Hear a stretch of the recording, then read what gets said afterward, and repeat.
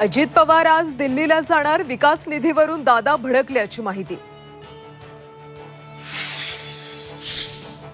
India आघाडीचं आज दिल्लीमध्ये आंदोलन, अर्थसंकल्पाच्या विरोधात निदर्शनं करणार। केंद्रीय अर्थसंकल्पातल्या सीमा शुल्क कपातीनंतर सोन्याच्या दरात घसरण, मुंबईमध्ये सोनं प्रतितोळा 5,000 रुपयांनी स्वस्त। मनोज जरांगेंच्या आमरण उपोषणाचा आजचा 5वा दिवस, प्रकृती खालावली। नाट्य निर्मात्याची फसवणूक केल्याचा आरोप प्रकरणी जरांगेंच्या विरोधात अटक वॉरंट जारी। ओबीसी नेते लक्ष्मण हाकेंची ओबीसी आरक्षण बचाव जनआक्रोश यात्रा, जामखेडच्या चौंडीमधून यात्रा सकाळी 8 वाजता सुरू होणार। मुंबई क्रिकेट असोसिएशनच्या अध्यक्षपदी अजिंक्य नाईक, आशिष शेलार गटाच्या संजय नाईकांचा पराभव।